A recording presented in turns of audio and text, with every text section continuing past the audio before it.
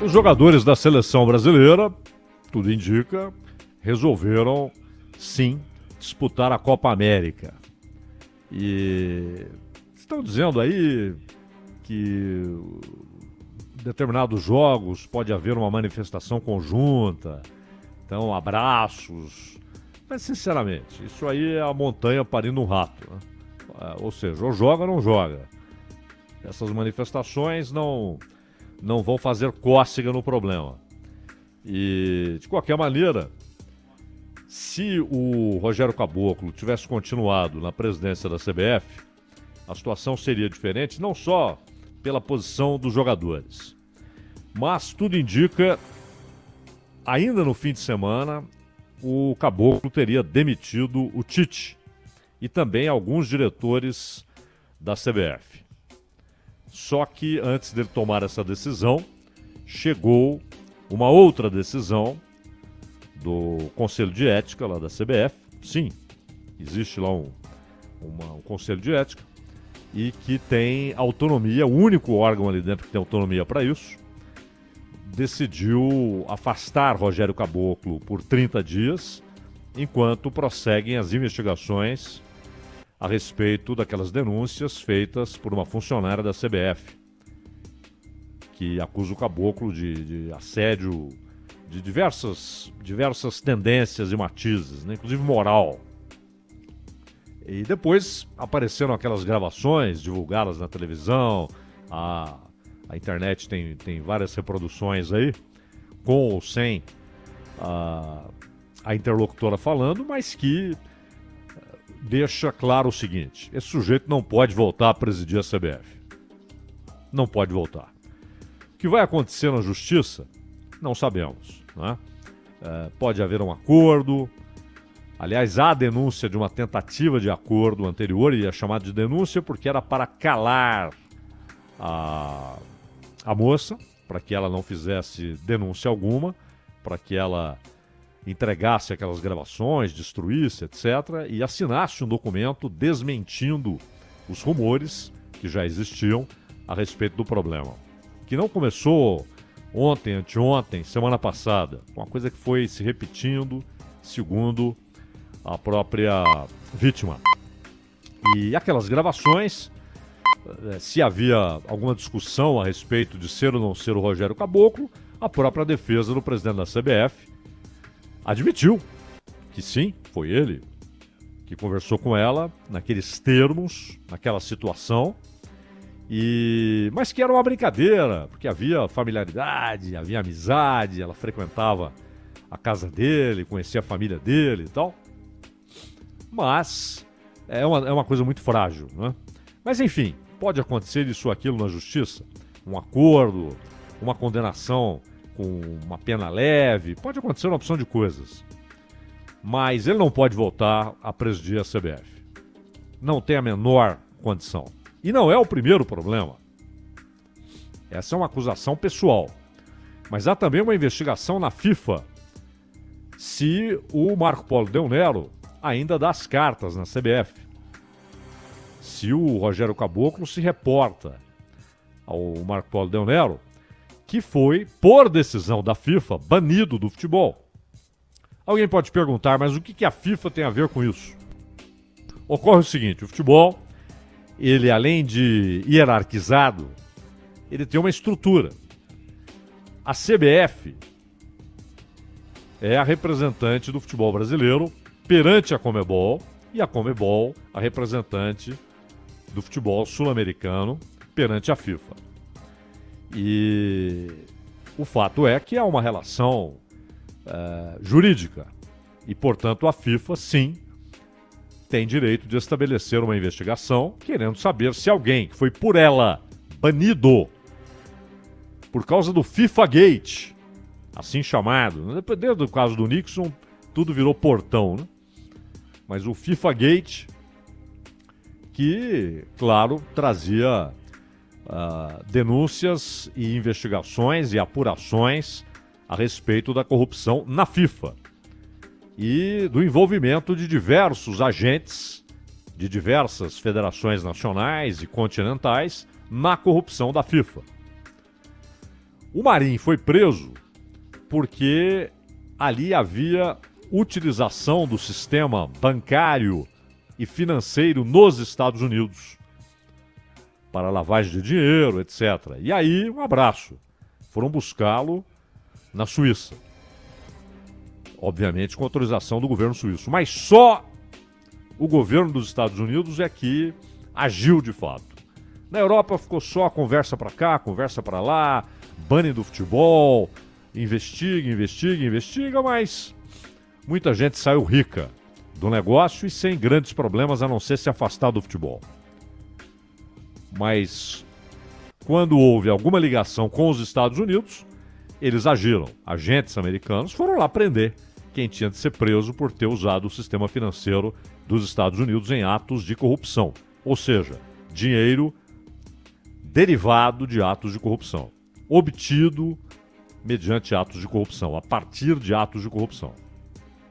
O Marco Polo ficou sem poder sair do Brasil, Ricardo Teixeira também. Ricardo Teixeira chegou a dizer à Folha de São Paulo: por que eu vou sair daqui? Não é? Como quem diz, aqui ninguém vai me incomodar. E não é que ele tinha razão, Ronald? Aqui ninguém incomodou o Ricardo Teixeira, não é? Chegado. Agora, se ele vai para Miami, como gostava de ir, ele corre risco de prisão. E houve aquela delação do Ávila, né? Que foi parceiro da CBF em muitos negócios. Então, o fato é que desde que Ricardo Teixeira desembarcou na CBF, num paraquedas, porque ele nada tinha a ver com futebol. Uma coisa é o fato dele, ele torce pro Flamengo. Bom, ele torcia pro Flamengo, torce pro Flamengo, isso não quer dizer que algo gabaritava a ser presidente da CBF.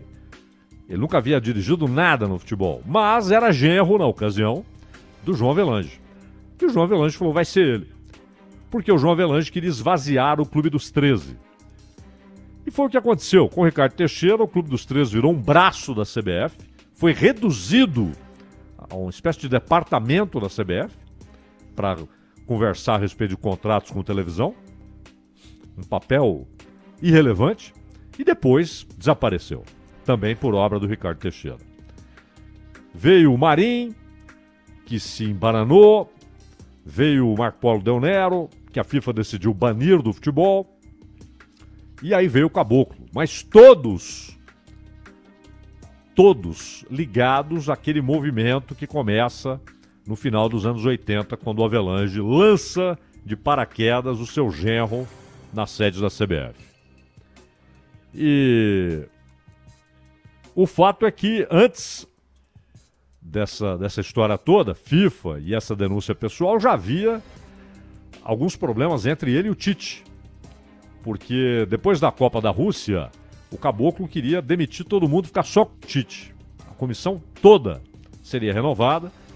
E o Edu Gaspar foi intermediário ali para dizer, olha, vamos segurar o Tite, se fizer isso ele não vai ficar, é o pessoal de confiança dele e tal. Já havia um desgaste. Tá?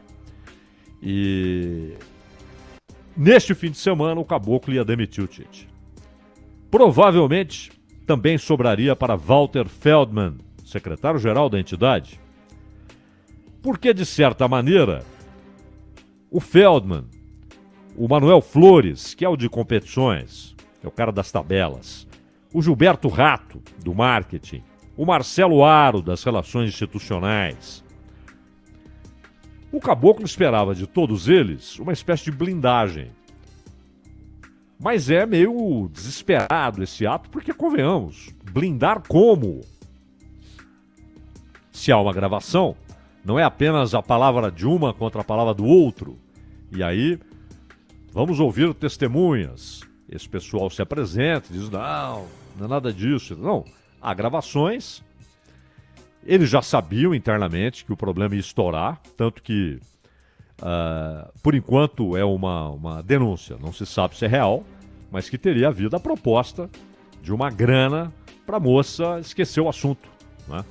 E ela teria dito não aceita o acordo. Então, o sujeito não pode voltar a presidir a CBF, independentemente do que ocorrer na justiça. Agora, com a saída do Caboclo, o o Tite e os jogadores se sentiram mais à vontade. Né? Não sei até quando. Porque esse fato, desde aquela entrevista do Tite dizendo sim, há problemas, lá em Porto Alegre, véspera do jogo contra o Equador, há problemas, não sabemos ainda o que vamos anunciar, mas depois do jogo contra o Paraguai, anunciaremos. Depois do jogo contra o Paraguai.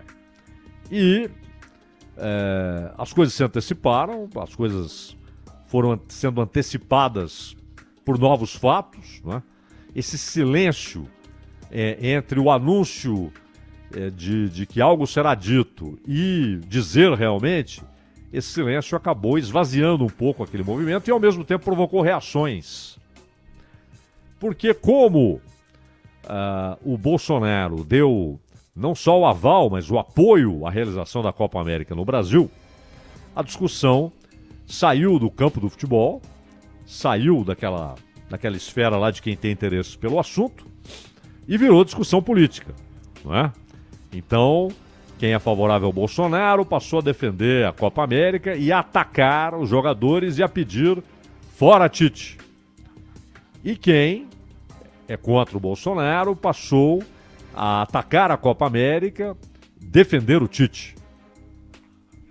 Mas o que não ficou claro em nenhum momento é qual era de fato a motivação dos jogadores e do Tite para não quererem disputar a Copa América. Teria sido por conta da situação sanitária do Brasil?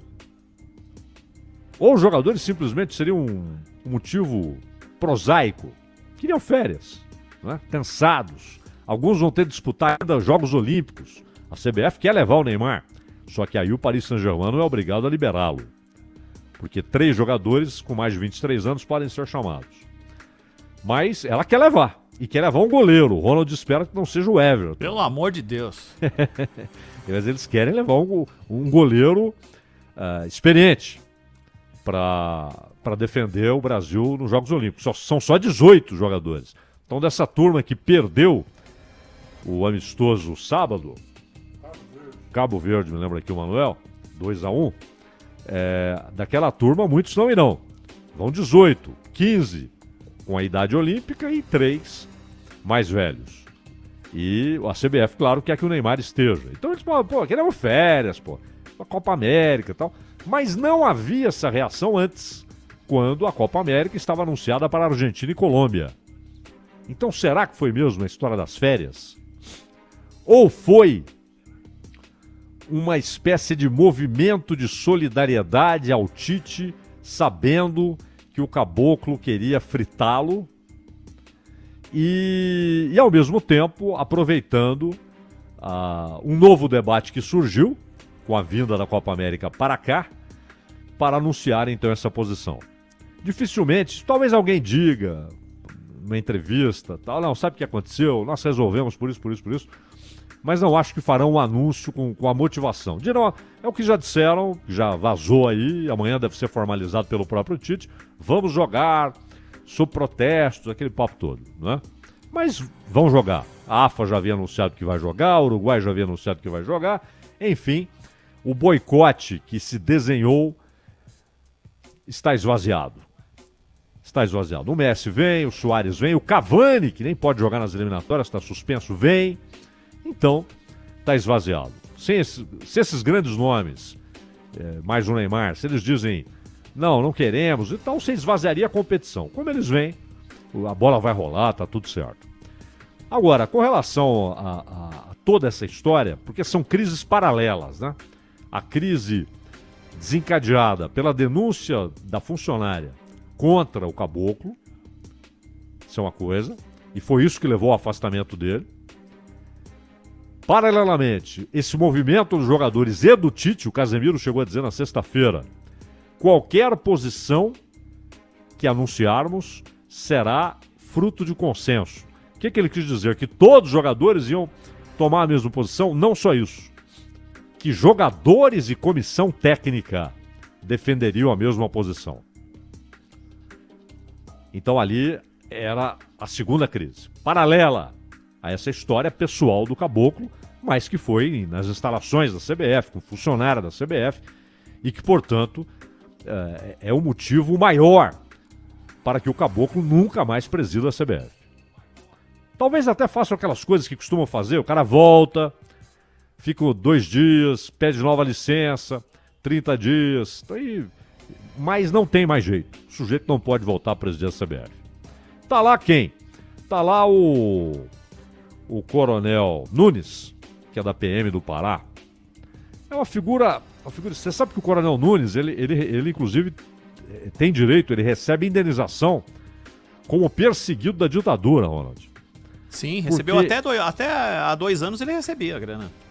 Porque ele era da aeronáutica, e um grupo da aeronáutica, e não só da aeronáutica, também aconteceu isso na Marinha e no Exército, mas alguns militares foram vistos como contrários ao comando e contrários ao movimento militar que levou ao golpe.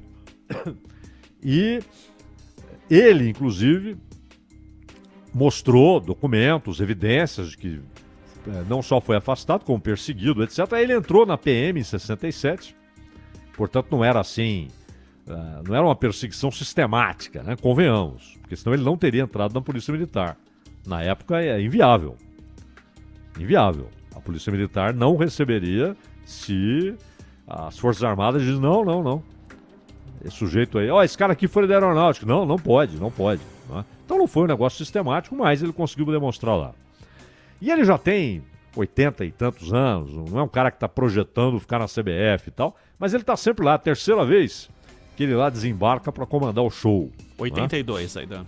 82 anos. E é a terceira vez que ele lá desembarca para comandar o negócio, né, Ronald? Então, Coronel Nunes, por ser o mais velho, e ele foi eleito vice-presidente às pressas pelo Marco Polo, porque senão teria sido o da Federação de Santa Catarina, que era a oposição ao Marco Polo.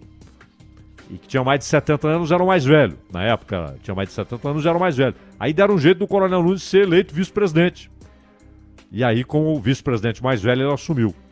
Né? Então ele é também da turma. Ou seja, o Tite não vai ter agora uma nova estrutura na CBF. É a mesmíssima estrutura. Mas no meio desse rolo todo há um episódio, para finalizarmos aqui, que foi uma notícia trazida pelo André Rizek, de que o Caboclo teria combinado, teria dito, prometido ao Bolsonaro que o Tite seria demitido e o Renato Gaúcho assumiria a seleção brasileira.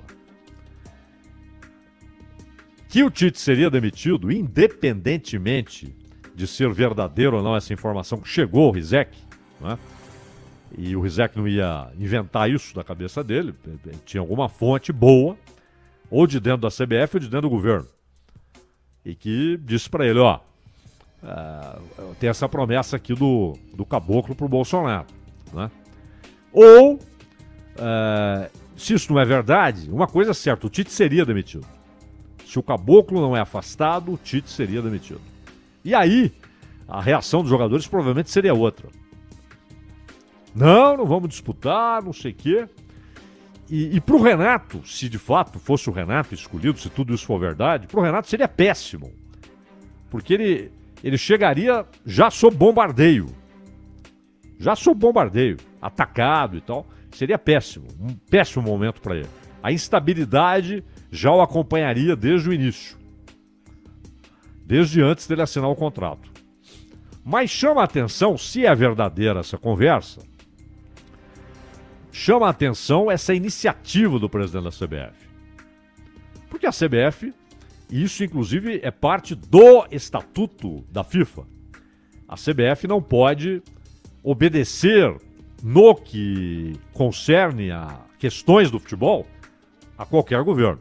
A FIFA já engoliu muito sapo e também já fez injustiças. Por exemplo, quando o Saddam Hussein caiu, quem comandava a Federação Iraquiana eram os filhos do Saddam. Então é óbvio que eles iam ser afastados, pô. E os caras que estavam lá, eles comandavam informalmente. O presidente era agente do Saddam. Então é claro que o cara tinha de sair. E não é que a FIFA puniu o Iraque, né? Não, tiraram o presidente da federação. Até paciência, era uma guerra, meu amigo. Quer dizer, a FIFA não tem noção. Mas no geral, em condições normais, onde não há guerra, queda de governo, e o presidente da federação é ligado ao governo que... Se não há nada disso, o correto é que não haja intromissão de governo em CBF, intromissão de governo na Federação de Camarões, intromissão de governo na Federação Argentina ou do Canadá. Não pode. A não ser em casos excepcionais. E aí a FIFA, de maneira ridícula, não consegue muitas vezes enxergar que é um caso excepcional, como fez do Iraque. Mas no Brasil não tem guerra, não há por que haver essa relação. É para quê? Para conquistar simpatia, para ter o apoio. Olha, o senhor abriu as portas para a Copa América, então eu prometo que vou tirar esse seu desafeto e vou colocar um cara que é seu fã. Mesmo no Brasil, onde os poderes todos, inclusive os poderes econômicos privados e o poder público, tem uma relação muitas vezes promíscua, mesmo no Brasil, você não vai encontrar casos parecidos, a não ser quando o João Saldanha saiu. É claro, porque claro, no imaginário, e muita gente alimenta isso na imprensa, o Saldanha foi demitido porque era comunista. Não! Quando o Saldanha entrou, o mundo sabia que ele era comunista. Convenhamos. O mundo sabia. Ah, mas não era o Médici ainda. É verdade. Mas o mundo sabia que o Saldanha era comunista. De carteirinha. Se há uma resistência das Forças Armadas ali, o governo diz, não, João Avelange, não, esse não. E o Avelange iria obedecer. Ele colocou o Saldanha e manteve o Saldanha por um bom tempo, sem problemas, embora todo mundo soubesse que ele era comunista.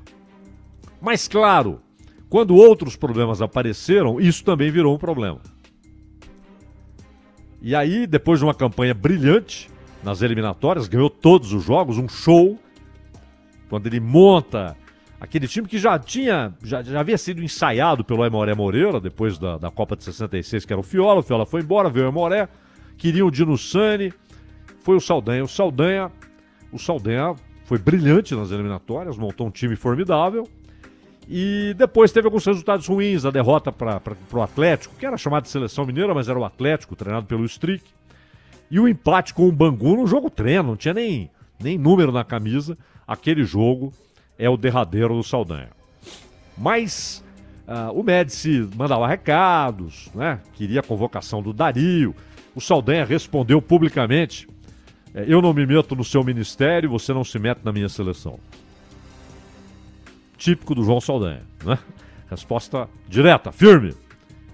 Sem, vamos ver. Não. Eu não escalo o seu ministério, você não escala o meu time. Não é? Então, ali houve uma intromissão, mas, insisto, não era porque ele era comunista. Não, quando entrou, o mundo sabia. Como diria Nelson Rodrigues, um conservador anticomunista, mas que gostava do João Saldanha, e, aliás, escreveu um texto, o texto mais brilhante e indignado contra a demissão do Saldanha foi o do Nelson Rodrigues. Ele que era anticomunista, mas gostava do Saldanha, eles se respeitavam. As diferenças ideológicas não fizeram com que eles fossem inimigos. Né? E o Nelson Rodrigues escreveu um texto indignado. Mas como diria o Nelson Rodrigues, até os paralelepípedos sabiam que o Saldanha era comunista. Então não foi por causa disso que ele saiu. Mas isso lá na frente, acumulado com outros problemas, isso também levou à sua saída, a entrada do Zagallo. O resto, todo mundo conhece a história. Né? Mas enfim, não tem de haver essa relação Planalto-CBF. Não tem de haver puxação de saco de presidente da República por parte do presidente da CBF, bajulação. Ele tem uma entidade que é privada e ele tem as suas obrigações. Né? Esse sujeito não pode voltar, repito, mas esse episódio está longe de ser esclarecido. Há muitas especulações e algumas bem sombrias.